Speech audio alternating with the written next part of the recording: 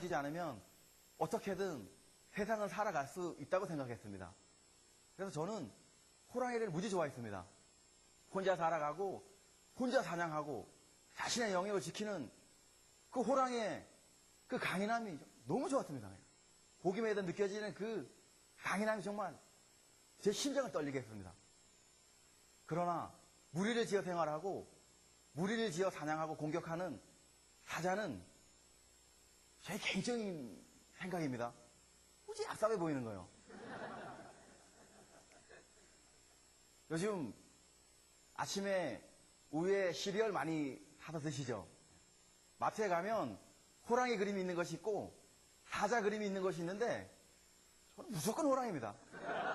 때로는 사자가 1+1 행사를 하거나 가격을 낮추면서 저를 살살 유혹하지만 저는 뭐 조금의 망설임도 없이 저는 호랑이입니다.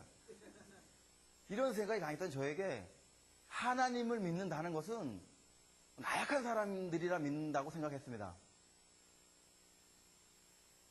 실제로 그 분들의 모습을 봐도 그 나약한 모습들이 보이더라고요.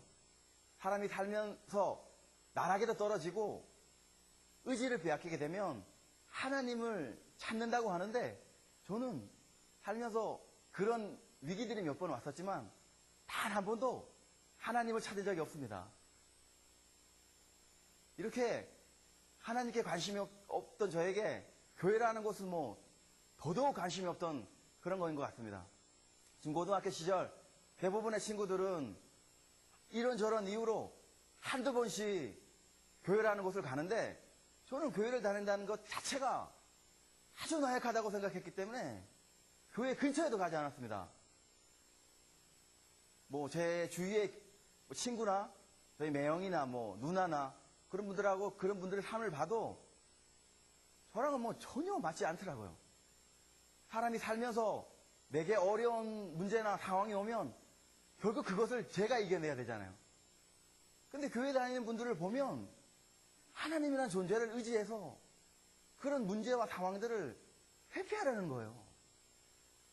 뭐 이런 사람들이 있는지 저희가 살아온 그걸로는 전혀 이해가 되지 않으면서 교회와 하나님과 교회는 저의 완전 관심이 받게 됐습니다. 제가 어느 정도 관심이 없었냐면 교회를 처음 왔는데 목사님께서 새벽 기도를 강조하시는 거예요. 제가 일하던 곳은 강릉이었고 저희 교회는 춘천에 있었습니다. 이게 무지 고민이 되는 거예요. 이게 왜 무지 고민이 되냐면 저는 우리나라에 있는 모든 교회가 새벽 기도를 드린다는 걸 전혀 몰랐고요. 저는 춘천 한무한교회 소속인데 다른 교회를 가서 제가 예배를 또 드려야 된다는 것도 전혀 몰랐습니다. 이것이 그냥 아무 분한테 물어보면 그냥 해결될 문제인데 괜히 물어봤다가 나오라고 하면 매일 거의 2시간씩을 왔다 갔다 해야 되니까 속으로 그냥 끙끙 며칠을 고민하는 거예요. 그러다가 그냥 한번 가보자 해서 새벽 기도를 왔습니다. 근데 저를 본 분들이 그냥 깜짝 놀라는 거예요. 근데 한 형제가 이제 저에게 오면서 아니 어쩐 일이냐고. 새벽 기도하러 왔다고. 그러니까 이 형제가 이렇게 까뜩거리면서 이 표정이 까뜩거리면서 강릉에 사람들이고 왜 그 순간 그냥 강릉에서 드려도 돼요? 그랬더니 그 형제가 네 아니 뭐 강릉에는 뭐 하나님이 없나요? 이제 뭐 한일 무너지는 것 같더라고요. 뭐 이렇게 표현을 안 했지만 다리가 후들거릴 정도로 막 야 이게 뭔가 이렇게 하나님께 전혀 무관심했던 저에게도 하나님께서 손을 내밀어 주셨습니다. 제가 강릉에서 누나와 닭갈비집을 하고 있었거든요. 4년을 명절을 빼놓고는 쉬어본 적이 없이 일을 했었습니다. 그때 정말 쉬고 싶다는 그 생각만 나더라고요. 그럴 때 어머니께서 뭐 교회를 가자고 권면하셨고 평소 같았으면 뭐 대꾸도 안 했겠죠. 그런데 교회를 가면 토요일, 일요일 쉴 수 있다는 생각에 바로 약속을 했습니다. 교회 가겠다고. 물론 뭐 교회 갈 마음은 전혀 없었고요. 잠깐 앉아 있다가 친구를 만나러 갈 생각이었습니다. 예배를 다 드리기로 약속했는데 교회로 올라오면서 고집을 차에서 뭐 고집 부리면서 친구를 먼저 만나러 가겠다 해서 결국 제가 이겨서 어머님을 교회에다 모셔다 드리고 저는 친구가 있는 원주로 향했습니다. 야, 이게 4년 만에 자유잖아요. 담배를 한 대 딱 피고 음악을 그냥 최고 크게 틀고 고속도로를 그냥 신나게 달렸습니다. 그런데 이상하게 제 마음이 너무 기쁘고 신나야 되는데 무슨 큰 죄를 짓는 것처럼 답답한 거예요. 그러니까 이건 시작에 불과했고 그 후로도 뭐 이상한 일들이 계속 일어나는 거예요. 친구랑 술을 마시는데 갑자기 제 입에서 야, 하늘 살아계시면 어떡하냐? 이 말이 툭 튀어나오는 거예요. 하나님과 전혀 상관없는 얘기를 하는데 한 번도 아니고 몇 번씩 튀어나오는데 얼마나 당황스러운지. 제가 거의 이 친구랑 20년 지기 친구인데 한 번도 하나님에 대해서 저희가 얘기한 적이 없었거든요. 그 당시 저와 그 친구의 상태에서는 전혀 오고 갈 수 없는 그런 대화들이 오고 갔고 거의 뭐 새벽 3시까지 술을 많이 마시다가 기절하다시피 잠이 들었습니다. 그런데 새벽 6시에 눈이 그냥 똑 떠지는 거예요. 술을 많이 마셨는데 머리도 하나도 안 아프고 더 자려고 했는데 잠도 안 오는 거예요. 친구를 깨워도 그런 척도 안 하지 뭐 할 게 없더라고. 그래서 교회를 가자. 정말 할 수 없이 교회를 왔어요. 이렇게 해서 33살에 교회 땅을 처음 밟았습니다. 5만 가지 인상을 팍팍 쓰면서 맨 뒤에 자리 잡았습니다. 처음 온 교회, 처음 앉은 예배당, 처음 듣는 찬양인데 제 눈에서 그냥 눈물이 너무너무 많이 흐르는 거예요.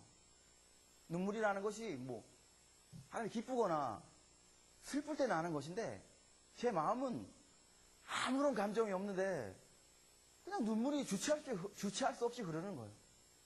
태어나서 이렇게 눈물이 많이 나기는 처음이었습니다. 찬양도 우리 대장 대신 구주 이 찬양이 이 찬양 뭐 눈물 흘릴 찬양도 아닌데 그냥 눈물이 막 쏟아지니까 나가지도 못하고 그냥 꼼짝없이 듣는 거죠 뭐.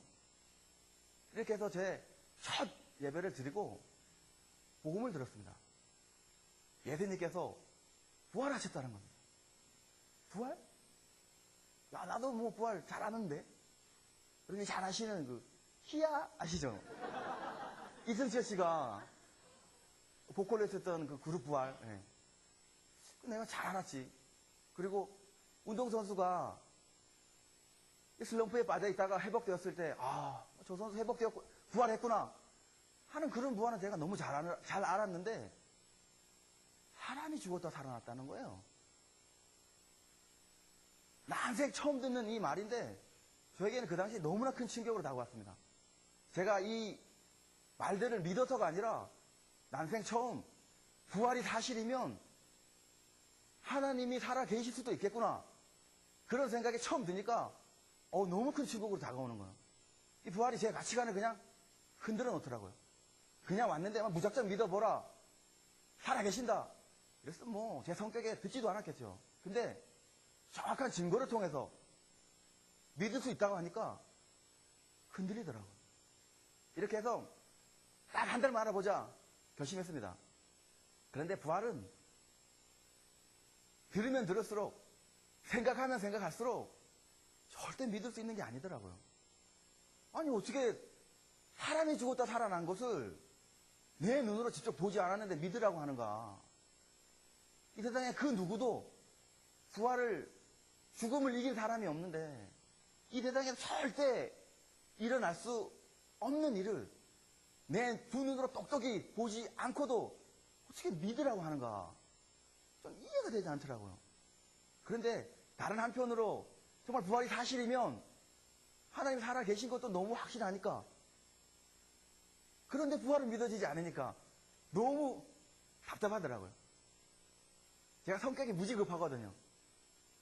제가 고집이 무척 세서 다른 사람의 말을 뭐 듣지도 않거든요. 그런데 제게 말씀을 전해주던 형제가 읽어보라는 것은 다 읽어봤고요. 뭐 하라는 것은 뭐 즉각 했습니다. 그런데도 뭐 부활은 도저히 믿을 수가 없겠더라고요. 그래서 혹시 다른 분들은 부활을 어떻게 믿고 어떻게 생각하는지 궁금해져서 인터넷을 좀 봤습니다.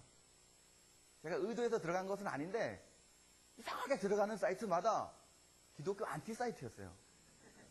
그 당시 제가 뭐 분별할 수 있는 눈이 전혀 없었는데 정확히 보이는 게 하나 있더라고요. 믿지 않는 자들은 뭐 예수 쟁인이 뭐니 하면서 심한 욕설과 함께 자기들의 그 감정들만 이렇게 막 적어놨고요. 믿는 분들은 어떤 근거들을 제시했어요. 예를 들면 뭐 모세가 홍해를 갈랐다 그러면 믿지 않는 분들은 니네가 봤냐? 그 다음 욕이야 뭐 심한 욕, 보지도 못할 욕들 막 들어갔고요. 뭐 한번 갈라보라 그래. 그럼 믿을게. 막 그런 욕들. 이 항상 이런 식이었고, 믿는 분들은 지금은 어떤 근거들을 제시했는지는 생각이 잘 안 나는데 어떤 근거들을 제시했더라고요. 그래서 제가 그걸 보면서 야, 내가 어느 편에 서야 되는지가 보이더라고요. 그러면서 다시 성경과 한마음 교회에서 만든 교재들을 다시 읽기 시작했습니다. 이렇게 결단한 지 2주가 지나갔습니다. 정말 열심히 했는데 안 믿어지더라고요, 도저히. 그래서 그냥 포기하자 이런 생각이 들더라고요. 제가 고집이 제가 성격이 급하니까 뭐 그냥 답답한 거예요. 답답하면 안 되니까 좀 더 알아보면 되는데 그냥 거기서 포기하자는 생각이 그냥 딱 드는 거예요. 그래도 교회는 한 번 더 가자는 생각이 들어서 교회는 가기로 했습니다. 근데 이제 누나에게 나 이제 이번에 가서도 안 되면 다 집어치우겠다. 근데 저희 누나가 뭐라고 할 줄 알았는데 장모가 그 마음으로 가면 된다 그러는 거예요. 근데 저는 그 마음이 뭔지를 몰랐는데 교회 맨 뒤에 와서 생각하니까 저도 모르게 제 마음에 어느새 간절한 마음이 생겼더라고요. 많은 말씀을 들었습니다. 그런데 제게는 아무 일도 일어나지 않았어요. 너무 낙심이 되더라고요. 그러면서 그냥 진짜 여기까지다. 저는 딱 마음을 정했습니다. 그런데 이상한 게 저는 마음을 정했는데 그때부터 부활이 계속 생각나는 거예요. 밥을 먹다가도 부활, TV를 보다가도 부활, 뭐 술을 먹고 있는데도 부활, 게임을 할 때도 부활, 담배를 피는 그 잠깐의 시간에도 부활이 생각나는 거예요. 나중에는 정말 뭐 부활에 붙잡만 들어도 막 경기가 일어나는 거예요. 정말 미치겠는 거예요. 답답해가지고 막. 그렇다고 뭐 더 알아볼 마음은 제가 있었던 건 절대 아닙니다. 저는 마음을 정리했기 때문에 정리했는데 그냥 생각이 나더라고요, 부활이. 이렇게 열심히 알아보고 포기하고 열심히 알아보고 포기하기를 반복하면서 드디어 2006년 4월 4일 새벽 2시 화장실에서 제 인생에 천지개벽 사건이 일어납니다. 그날도 어김없이 그냥 정신없던 하루를 보내고 가게를 정리할 시간이었는데 배가 너무 아프더라고요. 그래서 화장실을 가려고 하는데 어김없이 부활이 생각나는 거예요. 그때 제게 말씀을 전해주던 형제가 어떤 책에서 예수님께서 채찍에 맞으시고 십자가에서 죽으실 때까지 그 고통을 의학적으로 다른 부분만 복사해서 주신 복사물이 있었습니다. 그것을 가지고 갔습니다. 처음에는 뭐 대수롭지 않게 읽어 내려갔습니다. 근데 저는 예수님께서 죽으실 때 총살을 당하거나 칼로 목을 베는 것처럼 잠깐 고통으로 돌아가신 줄 알았어요. 그런데 예수님께서 채찍이 맞으시고 십자가에 못 박힐 때 인간이 감당할 수 없는 고통이 있었음을 알아지면서 가슴이 너무 떨려오더라고요. 그러면서 그 순간 부활을 증거했던 제자들이 생각나면서 제 모든 것이 그냥 한순간에 무너졌습니다. 제자들이 정말 부활을 봤구나. 예수님이 정말 부활하셨구나. 그 당시 그 고통과 고난을 표현할 말이 없어가지고 고문이라는 말이 생겨났다는데, 그것을 보고 제자들이 절대 부활을 증거할 수 없는 거더라고요. 예수님과 같이 동일하게 그렇게 죽을 줄 알면서 절대 부활을 증거할 수 없는 거더라고요. 이렇게 부활이 확증되면서 얼마나 울었는지 모릅니다. 내가 그토록 무시했던 하나님이 살아계셨구나. 십자가에서 죽은 그 젊은 청년이 하나님이셨구나. 내가 이분을 믿지 않고 살았구나.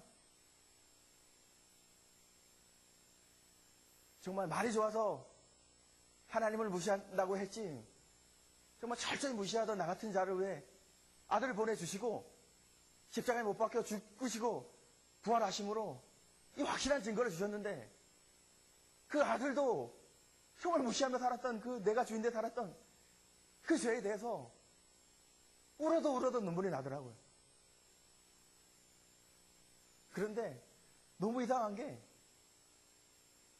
이 죄를 회개하면 회개할수록 저에게 정말 제가 이때까지 세상에서 맛보지 못한 너무나 큰 기쁨과 자유함이 임하더라고요. 그동안 내가 주인 되어 살면서 그 세상 무거운 짐을 짊어 가던 그 내 모습이 보이면서, 내가 이 세상에서 정말 내 모든 것을 맡길 수 있다는, 이 주인이 있다는 것이 저를 얼마나 자유하게 하는지 모릅니다.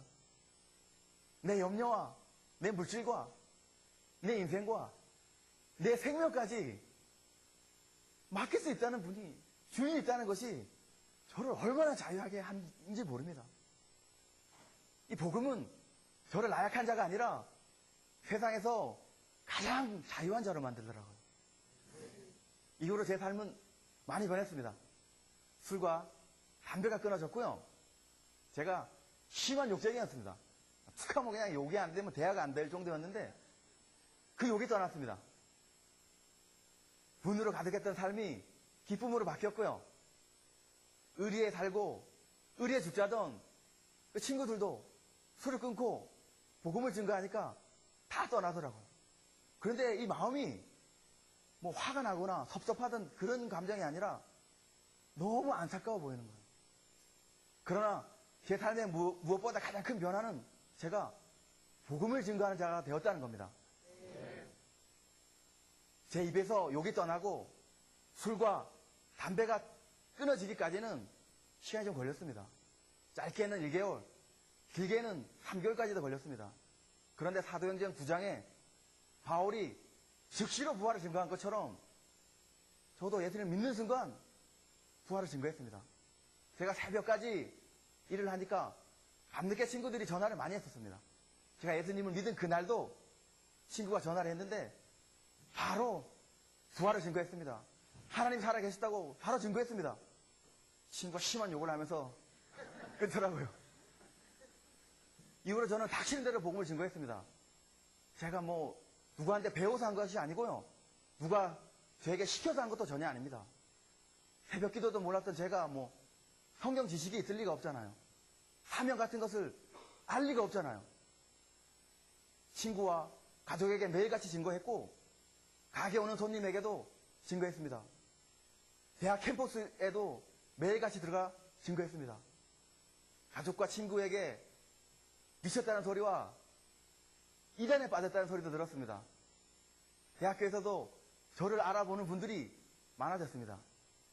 대학교에 가서 복음을 증거하려고 매일같이 증거하니까 가서 안녕하세요 하면 어제 들었는데요 하고 가는 학생도 있었고, 먼저 예수 부활 하는 학생도 있었고, 아멘 하는 학생도 있었고, 심지어는 제 얼굴을 보자마자 그냥 죽을 힘을 다해 도망하는 학생도 있었습니다. 복음을 증거하면서 이렇게 확실한 증거가 있는데 아니 왜 못 믿냐. 되려 제가 핍박한 학생도 여러 있었습니다. 저는 많은 사람에게 부활을 증거하면서 분명히 보았습니다. 자살을 앞둔 젊은 학생이 살아나는 것을 보았습니다. 해당 낮과 앞날에 대한 염려로 정말 허우적거리던 젊은 학생들이 살아나는 것을 보았습니다. 불과 5분 전만 해도 비아냥거리면서 복음을 듣지 않던 분이 부활의 주님 앞에 굴복되는 것을 보았습니다.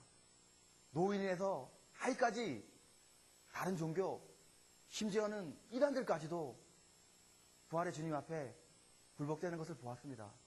제가 복음을 증거하기까지 체계적이고 많은 과정이 필요하지 않았고요. 사람이 변화되는데 많은 시간이 걸리지 않더라고요. 부활의 복음이 무신론자인 저를 예수님으로 주인으로 고백하는 자로 변화시켰습니다.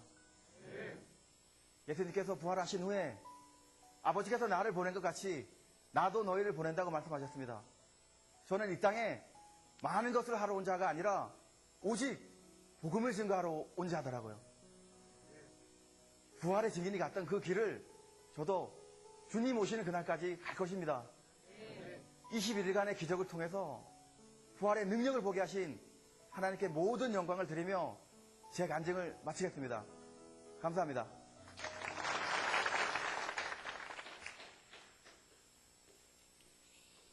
오늘은 우리 류호진 집사님 나와서 초원지기 간증을 할 텐데요.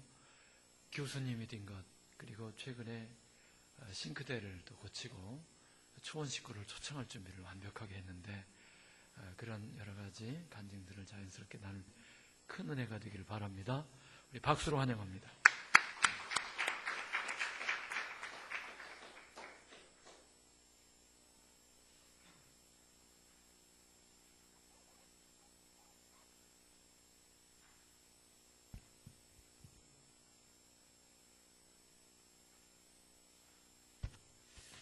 안녕하세요. 육촌에 섬기고 있는 류호진입니다.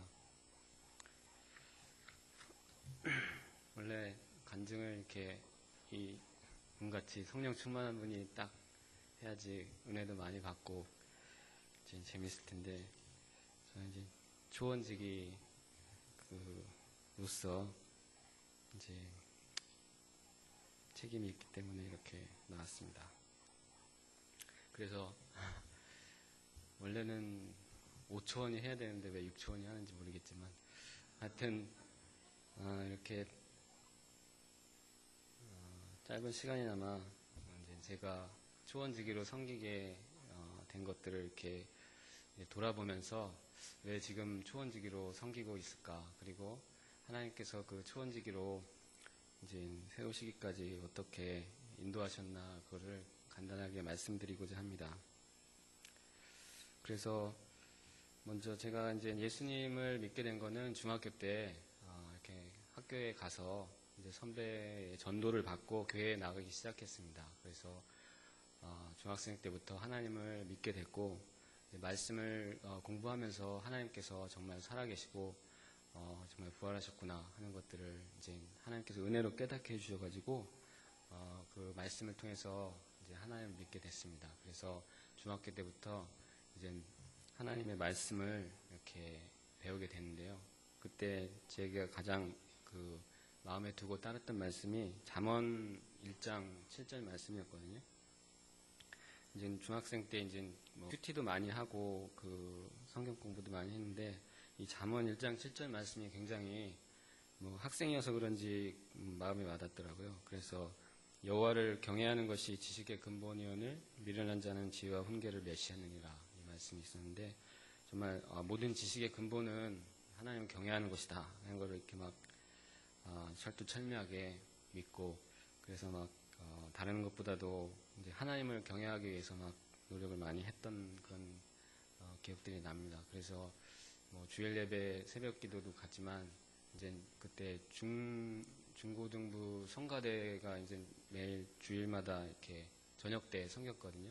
그러니까 우리 믿음이 같은 이제 믿음이 같은 중학생 때 이제 저녁 예배는 이제 중고등부가 성가대를 했어요. 그래서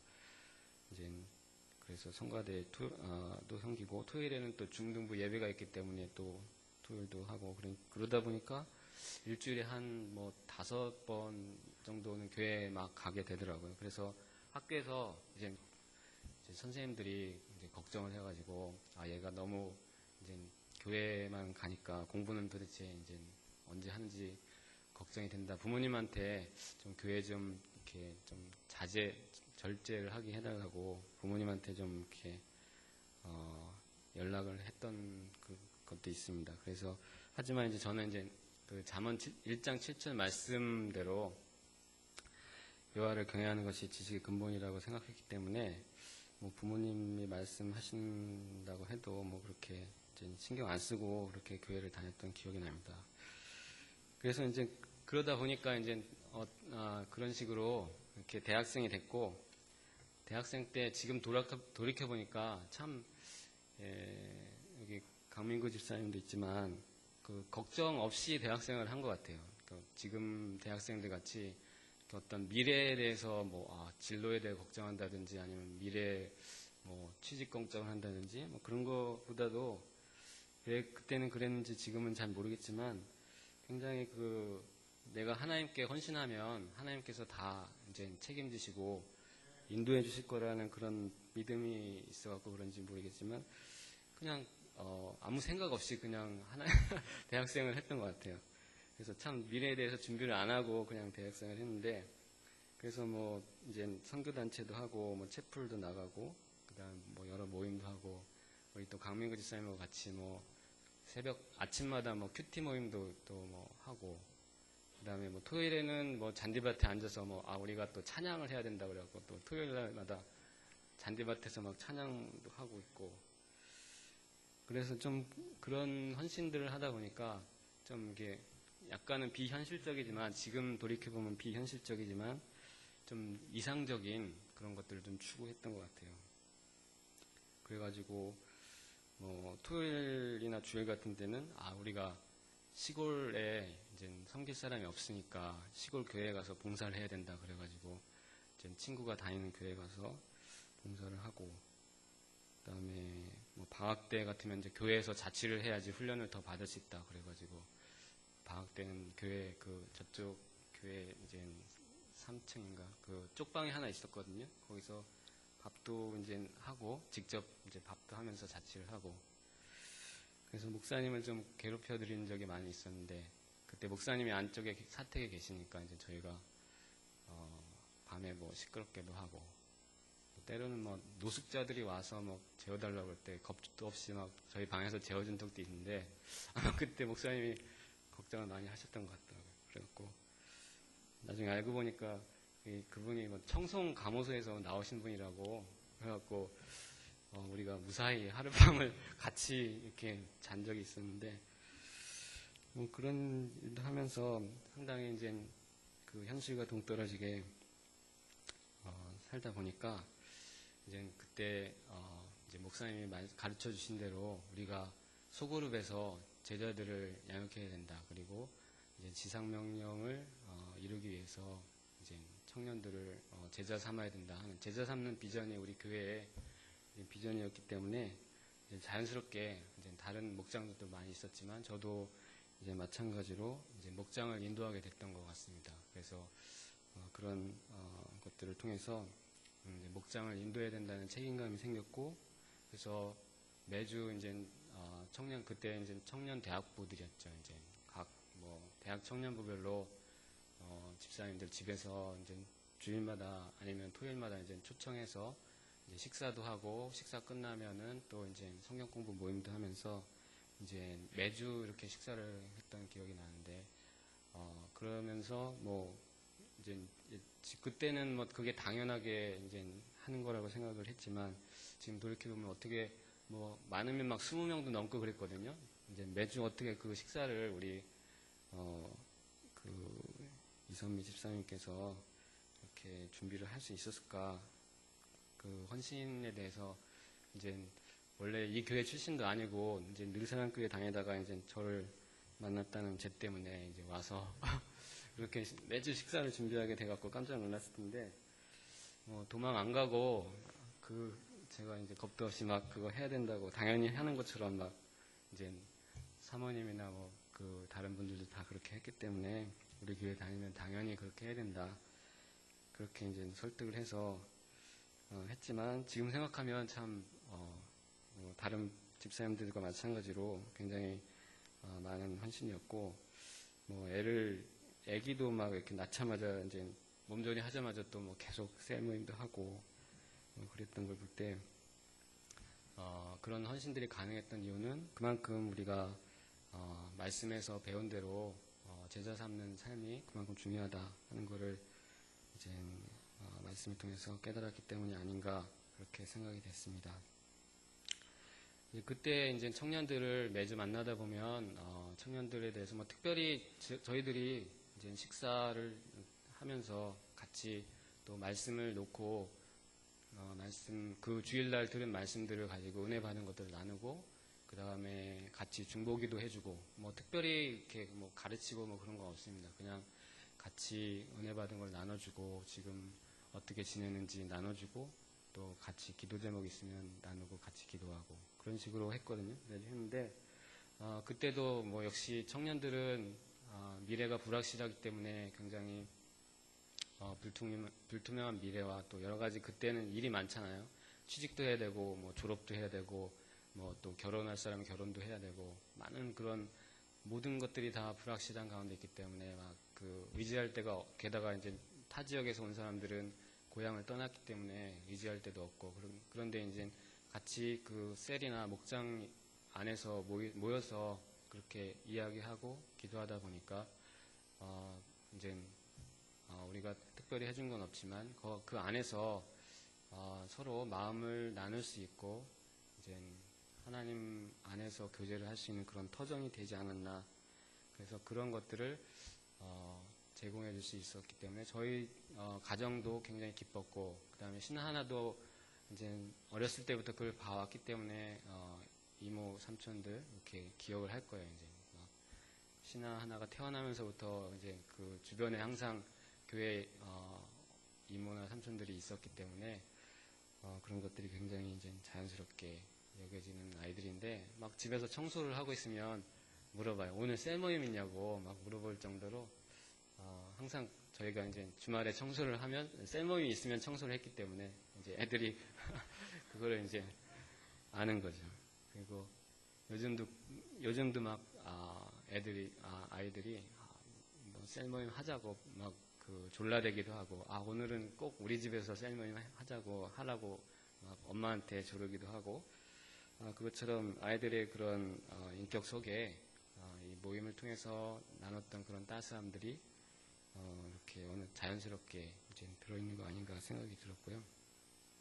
그 학생들은 이제 저희 셀이나 목장을 거쳐갔던 많은 이제 뭐 짧게 거쳤던 사람도 있고 오래 막 거쳤던 형제 자매들도 있고 그런데 그 형제 자매들은 비록 뭐 몇 년 거치면서 이제 저희 가정과 저를 이제 알게 됐고 그 다음에 이제 떠나서 지금 또 각자의 이제 터전에서 지내고 있지만 그래서 뭐 벌써 잊어버린 사람도 있겠죠. 이제 뭐 그런 뭐 옛날에 유성중앙 침례교회 잠깐 다닐 때 뭐 그런 선배가 있었지 뭐 그런 식으로 이제 잊어버린 사람도 있었겠지만 저 같은 경우는 그런 사람 한 사람 이제 교회에서 이렇게 뭐 맡겨주시거나 아니면 우리 목장에 들어왔을 때 정말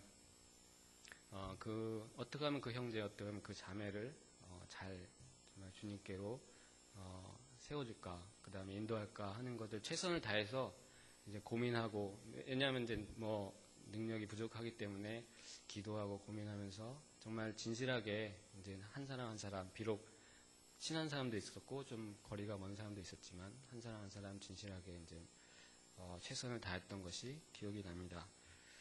그런데 이제 지금 최근에는 제가 이제 직장을 그 학교로 옮겨가지고 이제 그 학생들을 가르치고 있어요. 근데 지금 학생들하고 하는 일들이 이제 돌이켜 보니까 옛날에 그 비전 성령으로 충만해서 막 제자를 삼아야 된다고 할 때 캠퍼스를 다니면서 막 전도하고 궁동을 다니면서 전도하고 했을 때 그때 그 하던 일하고 비슷한 거를 느꼈어요. 어제도 아침에 뭐 이렇게 찾아와서 이제 졸업 뭐 심사 때문에 이제 찾아와서 했을 때 또 와서 이제 얘기를 했을 때 뭐 실험이 잘 안 된다고 걱정하는 그런 대학원생한테 또 뭐 이렇게 또 이제 격려나 위로의 말을 해주고, 또 오후에는 이제 또 이제 뭐 학부생 또 만나서 또 이제 요즘 어떻게 지내는지 물어보고, 또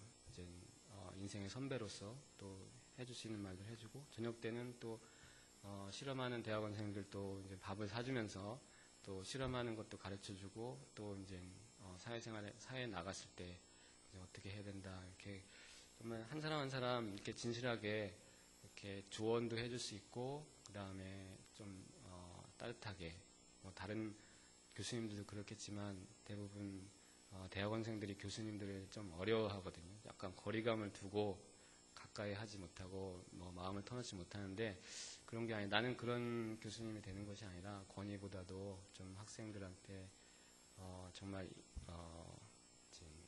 심령을 터놓고 얘기할 수 있을 정도로 다가가는 그런 이제 스승이 되고 싶다, 그런 마음이 있기 때문에 이렇게 하고 있는데, 그 마음이 어디서 왔나 이제 돌이켜 보니까 바로 그 이제 목장을 세우고 그다음에 교회에서 제자를 삼고 그 하던 거에서 그게 똑같더라고요. 그래서 학생들한테, 물론 그 학생들이 나중에는 또 예수님을 알게 되고 또 하나님께로 돌아가야 되겠지만, 그렇게 처음 그 만남부터 진실하고 그 다음에 정말 도와주려는 마음을 가지고 다가서는 그런 자세를 갖게 된 것이 정말 하나님께서 이 목장과 초원 역할을 이렇게 훈련시키면서 한 것이 아닌가 생각이 들었습니다.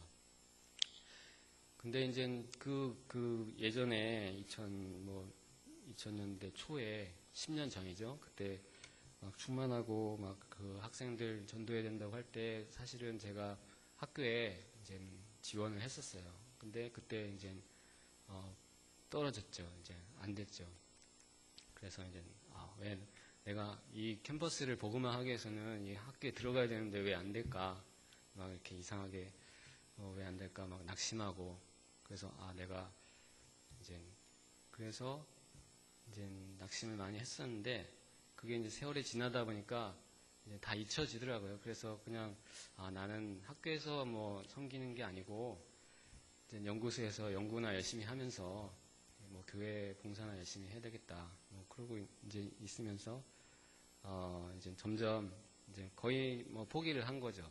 개인적으로는 뭐 나이도 많이 들었고 너무 뭐 40도 넘었는데 누가 40 넘은 사람을 학교에서 뭐 뽑을 리도 없고, 그 다음에 지금 뭐 해외에서 뭐 좋은 유수한 대학에서 나온 실력 있는 사람 많은데 뭐 연구소에서 이제 조용히 있는 사람 누가 이제 뭐 신경 쓰겠냐 해서 뭐 이제 그쪽을 별로 관심을 안 가지고 있는데, 갑자기 이제 학교에서 이제 올해 초에 이제 연락이 와서, 그래서 이제 이거 뭐 되지도 않을 것 같은데 괜히 막 그 고생만 하는 거 아닌가 싶어가지고, 처음에는 학교에서 이제 지원하라고 했을 때 안 한다고 했어요. 근데 이제 조금 더 생각을 해보고 또 이제 여러분들이 이제 직장 말고 이제 다른 분들이 학교 가면 잘할 것 같다고 뭐 그런 이제 지원을 해주셔서 이렇게 학교에 이제 지원을 하고,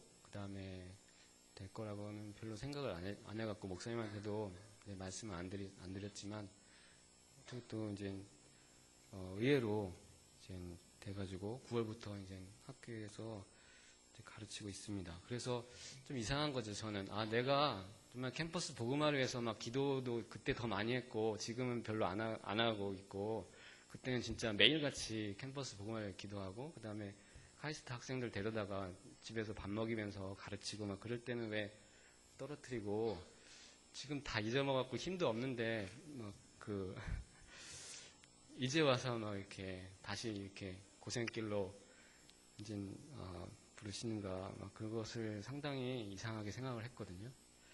근데 이제 그때 생각나는 말씀이 뭐냐면 욥기 23장 10절 말씀인데, 이제 읽어드리면 나의 가는 오직 그 아시니 그가 나를 후에 같이 나니 그래서 내가 내 길을 향한다고 해서 내가 가는 것이 아니고 사실 나의 가는 길은 하나님께서 이제 인도하시는 건데 내가 보기에는 내가 10년 전에 학교를 가는 것이 맞았지만 하나님 보시기에는 그것이 아니고 나는 더 연단과 단련이 필요하고 더 많은 이제 준비해야 될 것들이 필요하고 그 다음에 스스로 더 낮아져야 되고 그 다음에 자기를 의지하는 것들을 버리고 그런 여러 가지 필요했던 것들이 많이 있었던 거겠죠. 그래서 이렇게 생각과는 다르게 갑자기 또 이렇게 인도하시는 것들을 보면서 이제 지금 학생들한테 그럼 나는 어떤 스승이 되어야 되는가 하는 것들을 바라볼 때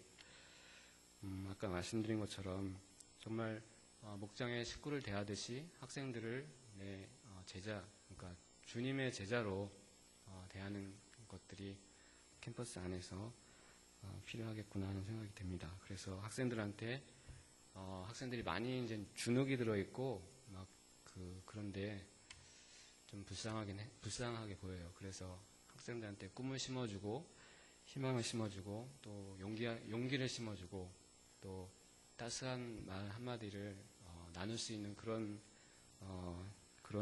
존재로서 옆에 있어주고자 노력을 하려고 합니다. 근데 이제 그게 전부가 아니라는 거를 제가 이제 또 알죠. 왜냐하면 예전에 학생 때 그 철없던 학생 때 강민구 집사랑 같이 막 기도할 때 막 기도 많이 한 게 있거든요. 그게 제자 삼는 것도 있지만 지상명령 성취를 위해서 그 세계 복음화를 위해서 막 기도를 많이 했거든요. 그러니까 이게 전부가 아닌 거죠. 하나님 보시기에는 캠퍼스 복음화가 전부가 아니고 정말 전 세계에 나가서 아니면 전 세계에 있는 사람들을 예수님 모르는 사람들이 많으니까 그 사람들을 이제 복음화하는 그런 것들을 하나님께서는 계획하고 있을 거라고 저는 두려움 속에서 좀 이렇게 예상을 하고 있어요.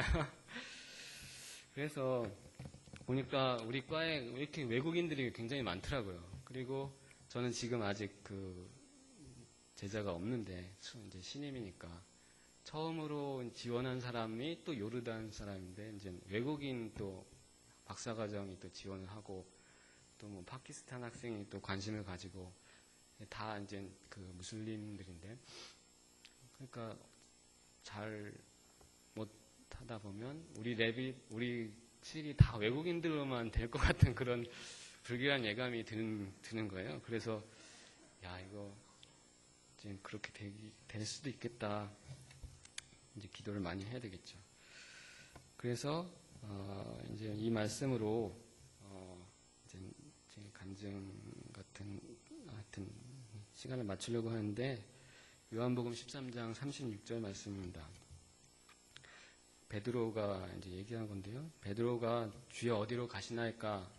예수께서 대답하시되 나는 나의 가는 곳에 지금은 따라올 수 없으나 후에는 따라오리라. 이 말씀이 있습니다. 그래서 지금은 비록 제가 그런 걸 따라갈 그런 수준이 안 될지라도 하나님께서는 그런 계획을 하고 계신 것 같아요.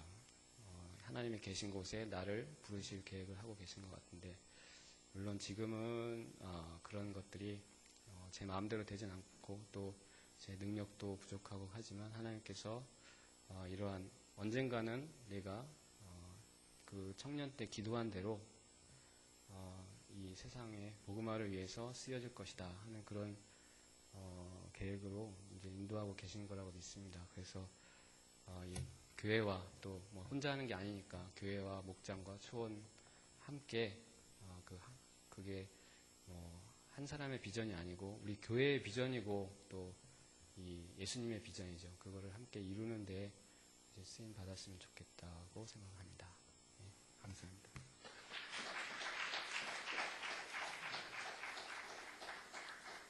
오늘 저녁은 두 간증을 우리가 보기도 하고 또 함께 나눴는데요. 다 은혜가 된 줄로 믿습니다. 우리 육초원 류호진 이선미 집사님이 초원지기로 섬기는데 우선 이 가정을 위해서 한번 같이 기도하면 좋겠어요. 하나님 그동안 수많은 학생들을 집으로 초청해서 섬긴 그 모든 손길에 복 주시고 아버지 하나님 또 이렇게 교수의 귀한 직분을 주셨는데 앞으로 우리 국내외적인 수많은 학생들을 키울 뿐만 아니라 주님의 놀라운 비전을 이루는 가정으로 쓰임받게 하여 주옵소서. 다 같이 기도합니다. 하나님 아버지 감사합니다. 우리 류호진 이선 일산 가정을 통하여 하나님께서 사랑하는 영혼들을 끊임없이 초청하여 일모임을 하고 다양한 만남을 통해서 섬겨왔습니다. 하나님 모든 성질과 희생과 봉사에 복을 주시고 주님 약속대로 이 땅에서 100배나 받고 내세에 영생을 받고 상을 받을 줄로 믿사오니 아버지 귀한 가정을 성대하게 하시고 위대한 가정으로 써주시기 원합니다. 하나님 아버지 또 준비하고 있사오니 아버지 하나님이 40대 50대 황금기를 하나님 앞에 온전히 드릴 수 있도록 은총 내려주시고 주님 앞에 설 때 착하고 충성된 종이라고 하는 칭찬을 받게 하여 주옵소서. 하나님 육체원의 넓게 목장이 아름답게 그리고 신속하게 세워지게 하시고 놀라운 도움의 역사가 나타나게 도와 주시옵소서. 주님 함께하여 주옵소서. 주여 은혜를 주시옵소서. 주님 감사합니다. 주님 찬양합니다. 예수님의 이름으로 기도하옵나이다. 아멘. 교수직을 잘 감당하고 아직 학생들이 이제 오는 중인데 하나님께서 사랑하는 영혼들을 보내주시고 하나님 탁월한 교수로 쓰임받고 영향력 있는 일꾼이 돼서 학교에서 하나님 나라 확장하고 그들을 통해서 우리 한국과 온 세계에 복음이 전파될 수 있도록 교수직을 잘 감당하도록 다시 한번 기도하겠습니다. 하나님 아버지 10년 전에 기도했던 그 기도가 이제 열매를 맺게 하시고 주님께서 더욱더 연단시켜서 준비시켜서 하나님 세워싸우니 주님 영광을 받아 주옵소서. 하나님 실험실 멤버들이 잘 구성되게 하시고 국내 또 국외 학생들에게 복음을 전하고 제자를 훈련을 시켜서 저들이 일당백 어디 가든지 귀한 복음의 일꾼들로 다 세워지도록 은혜를 주옵소서. 주의 은혜를 주시옵소서. 하나님 학교에서 탁월함 주시고 은혜의 면을 더하시고 많은 사람들에게 영향을 끼치게 하시고 주님 앞에 영광 돌리는 귀한 일꾼 되게 하여 주시옵소서. 주님 감사합니다. 주님 찬양합니다. 하나님 우리 국내외 그리고 해외 우리의 소원대로 주님의 복음을 전하는 큰 일꾼 되게 하여 주시옵소서. 예수님의 이름으로 축복하며 기도하옵나이다. 아멘. 잠언 1장 7절 말씀을 중학교 때 아직은 몇 학년이었어요 그때가? 2학년. 네, 2학년. 우리 그 믿음이가 몇 학년이죠? 1학년? 네, 2학년 때 잠언 1장 7절 여호와를 경외하는 것이 지식의 근본이오늘 미련한 자는 지혜와 훈계를 멸시하느니라. 이 말씀을 붙잡고 열심히 교회 가서 예배드리고 또 큐티도 하고 하여튼 여러 가지로 봉사를 했어요. 중학교 3학년 때 대전과학고죠. 대전과학고를 응시했어요. 대전과학고를 응시했는데 옛날에는 전국과학고 문제가 똑같았어요.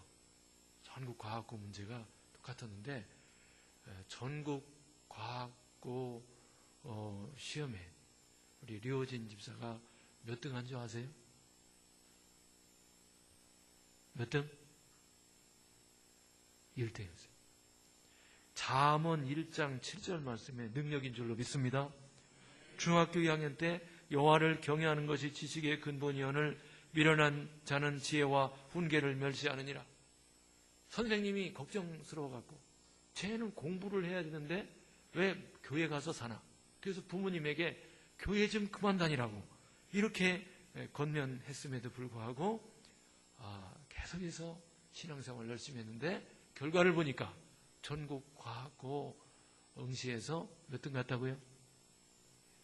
1등. 대단한 거예요. 대단한 거예요. 하나님께서 그러한 신앙을 보시고 놀랍게 키워주신 줄로 믿습니다. 여기까지 이렇게 인도하셨는데 참 우리 류호진 집사가 우리와 이렇게 평범하게 지내니까 그렇지 대단한 사람이에요. 훌륭한 사람입니다.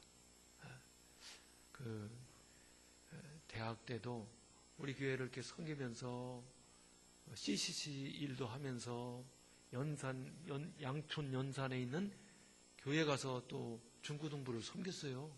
토요일 날 가가지고 거기 섬기고 거기서 자고 아침에 왔어요. 우리 교회 그 대학부 여러 가지 또 일을 열심히 봉사하면서도 이런 일이 쉬운 게 아니에요. 그리고 하나님이 드디어 이제 카이스트 교수면은 꽤 훌륭한 거 아니겠어요? 그렇잖아요? 이게 쉬운 일 아니에요. 하나님께서 여호와를 경외하니까 복을 주신 줄로 믿습니다. 앞으로 그런 주신 말씀들을 하나님께서 계속적으로 이루어 주실 것을 확신합니다. 바울 사도가 내가 복음을 부끄러워하지 아니하노니 이 복음은 모든 믿는 자에게 구원을 주시는 하나님의 능력이 됨이라 그랬어요. 진창묵 우리 형제님의 간증을 아까 앞서 잠깐 봤습니다. 자기 그 강함을 믿었던 형제라고 그랬죠. 세상적으로 살았던 형제인데 복음을 듣고 다른 거 없어요. 무슨 제자 훈련을 했거나 무슨 뭐 다른 과정이 전혀 없이 복음을 듣고 복음 하나로 복음 하나 때문에 삶이 완전히 바뀌는 놀라운 은혜가 우리 형제에게 임한 걸 보게 돼요. 복음은 하나님께서 우리에게 주신 가장 좋은 완전한 영원한 선물인 줄로 믿습니다. 가장 좋은 선물이에요. 우리가요 좋은 고기를 사서 먹을 때 쉽습니다. 그냥 굽기만 하면 맛있어요. 질이 안 좋은 고기는 갖은 양념을 뭐 다 해야 그나마 먹을 수 있어요. 그런데 워낙 품질이 좋은 고기는 그냥 구워서 소금 찍어 먹으면 돼요. 생선도 그래요. 그 알이 꽉 찬 꽃게 같은 것도 그냥 요리해서 다른 거 뭐 넣을 것도 없습니다. 자체가 맛있는 과일, 야채 다 마찬가지예요. 하나님 우리에게 주신 알짜배기 선물 복음인 줄로 믿습니다. 다른 거 덧붙일 필요가 없어요. 복음이면 우리에게 충분한 줄로 믿습니다. 십자가와 이 부활, 우리에게 주신 이 복음 그 하나로 우리 인생은 완전하게 변할 수 있고 모든 것을 다 채울 수 있는 거예요. 우리 옆 사람 이렇게 보시고 걱정 있으세요? 한번 해보세요. 물어보세요. 걱정 있으세요? 걱정이 좀 많은 것 같아요.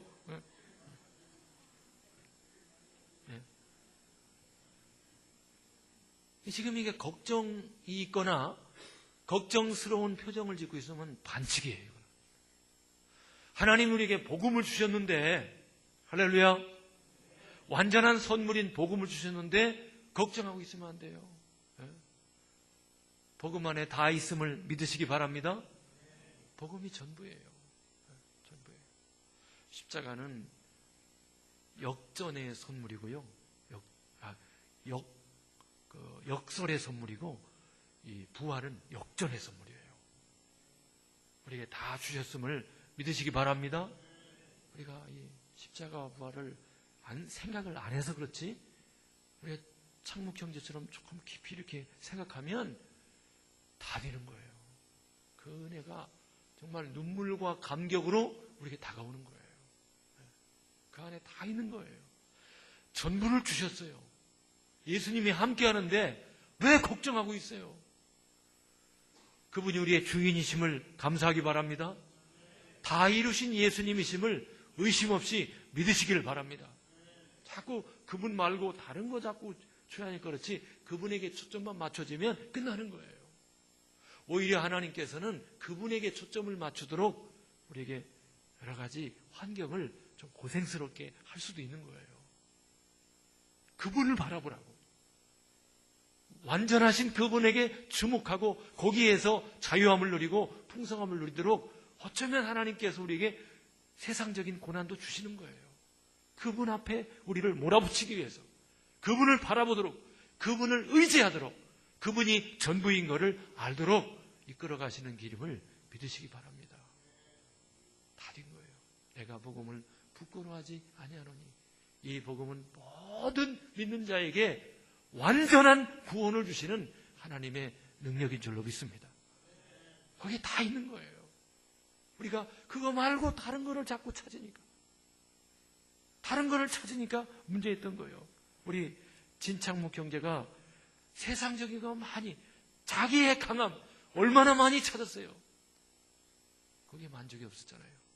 그런데 예수님 한 분을 제대로 쳐다보니까 이제는 캠퍼스에 들어가서 막 다른 사람들에게 복음을 전하는 얼마나 충만한, 자신감이 넘치는, 은혜가 넘치는, 자유함이 넘치는 그런 부유한 삶을 살잖아요. 이 은혜가 우리 가운데도 충만하게 넘치기를 바랍니다. 특별히 부활은요, 간증에서도 봤지만은 우선 죽음을 이기는 거 아닙니까? 우리 인간에게 가장 큰 두려움이 죽음이에요. 마귀가 그걸 알기 때문에 사망 권세로 우리를 장악하고 이끌어갔어요. 그런데 죽음을 이긴 사건, 마귀의 모든 괴계를 무효화시킨 그 사건이 부활인 줄로 믿습니다. 놀라운 일이에요. 최고의 기적이죠. 가장 위대한 승리인 줄로 믿습니다. 그로 말미암아 보이지 않는 하나님과 하나님의 나라를 이제는 보는 것 같이 믿게 되었고, 할렐루야, 모든 사람에게 믿을 만한 증거를 주신 부활. 이 은혜가 우리에게 주어진 줄로 믿습니다. 그래서 여기에 대한 감격, 다른 걸로 우리가 다른 거 좋아하는 것은 뭔가 지금 잘못되어 있는 거예요. 밥맛을 잃어버리고 뭐 아이스크림이나 좋아하고 다른 뭐 이상한 거, 그런 거 좋아하는 애들이 뭔가 맛이 변질된 거잖아요. 건강도 자꾸 해치고. 우리 크리스찬들은 복음으로 건강을 유지해야 될 줄로 믿습니다. 거기에 다 있는 거예요. 다 있는 거예요. 그리고 거기에 감격이 있어요. 아무리 뭐 골프를 모르는 사람도 여기서 막 그 골프 선수가 뻥 쳤는데 까마득히 한 200m, 300m 된 거리에 조그마한 쥐구멍만한 그 구멍에 그 친 공이 쓱 들어가는 홀이 일어나면 아무리 골프를 몰라도 와 그러잖아요. 감격이 있잖아요. 예?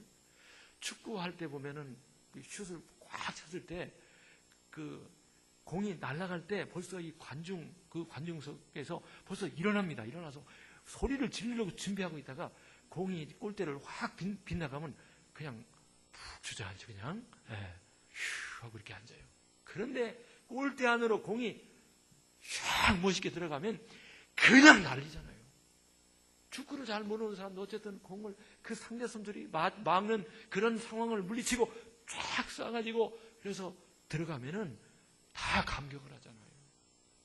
야구를 잘 모르는 사람도 타자가 나와서 방맹이로 막 후려쳤더니 공이 딱 소리를 내고는 휙 날아서 저 관중석에 떨어지면 어쨌든 잘 모르지만 와 하잖아요. 홈런. 그런 거에도 우리가 감격하는데 하나님께서 아들을 이 땅에 보내서 온 인류에 그리고 나의 모든 죄를 위해서 피를 흘리시고 십자가에 죽으시고 나의 모든 죄를 완전하게 용서하시고 하나님 앞에 나갈 수 있는 하나님의 자녀가 되는 천국의 상속자가 되는 이 은혜를 우리에게 주셨고 그분이 사흘 만에 부활하심으로 우리가 그동안 억눌려 종노하고 있던 죄와 사망과 악한 마귀와 모든 억눌렸던 그 모든 것에서 승리하는 그 승리의 놀라운 역사를 이룬 부활의 사건을 보고 감격해야 될 줄로 믿습니다. 최고의 감격이 바로 그거죠.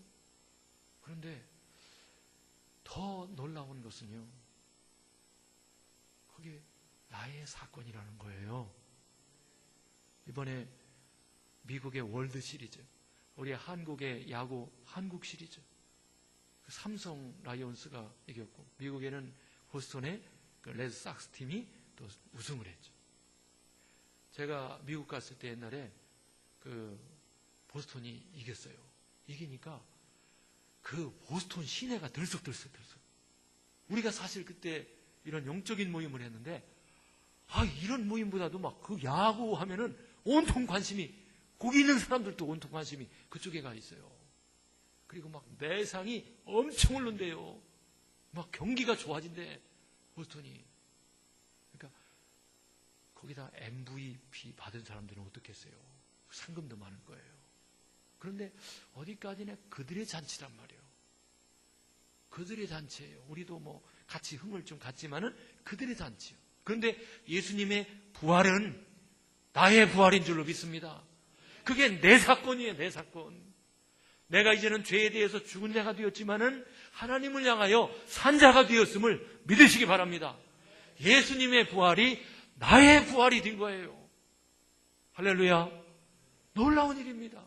이제는 내가 부활한 사람으로서, 내가 이제 하나님과 동행하는 사람으로서 겁날 거 없고, 할렐루야, 주님과 함께 동행하는, 뭐든지 할 수 있는 그분의 손을 잡고 무엇이든지 주님의 역사를 일으킬 수 있는 위대한 기회가, 위대한 신분이 우리에게 주어졌음을 믿으시기 바랍니다.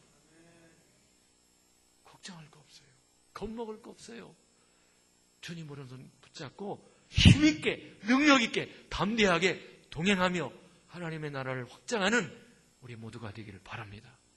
하나님이 다 책임져요. 걱정하지 마세요. 여호와를 경외했더니 1등 같잖아요. 하나님께서 부활하신 주님, 나의 부활이에요. 부활하신 주님과 함께 멋있게 사세요. 당당하게 살기 바랍니다. 담대하게 외치며 살기 바랍니다. 때로는 호령하며 살기를 축원합니다. 거칠 거 없어요. 그리고 하나님께서 우리에게 최고의 선물을 주셨잖아요. 우리는 자꾸 이 돈을 크게 보니까 위축되는 거예요. 뭐 세상적인 어떤 재물, 이런 걸 자꾸 관심을 가지니까 그 상대적으로 자꾸 위축되려고 하는 거예요. 요즘 우리 침례교 총회 끝나고 총회장님이 각 여러 가지 직분들을 임명할 때 임명받은 사람들이 막 임명장 받고 막 이러고 다니더라고. 그 아무것도 아니. 그런 거는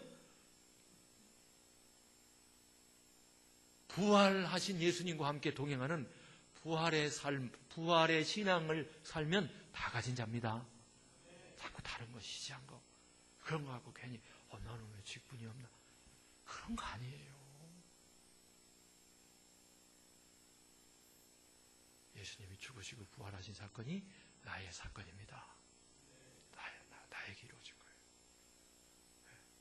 주님과 함께 동행하는 영광스러움과 풍성함을 마음껏 누리기를 바랍니다. 이 시간 우리 기도할 때 이러한 삶을 살 뿐만 아니라, 하나님, 우리 교회 주변에 이제 주말이 되면은 또 우리 청년 대학생들 함께 지내야 될 초소가 필요한데, 우리에게 게스트룸을 허락해 주셔서 하나님, 사랑하는 형제자매들이 편안하게 함께 공동체를 누리며 지낼 수 있는 그런 공간, 그런 집을 주시옵소서. 우리 다 같이 기도하시고 오늘도 개인 기도 조금만 하다가 돌아가도록 하겠습니다. 다 같이 기도합니다. 하나님 아버지, 감사합니다. 우리에게 부활의 영광스러운 삶을 누리게 하심을 감사합니다. 이 세상이나 세상에 있는 것들을 사랑치 않게 하시고, 이 세대를 본받지 않게 하시고, 세상이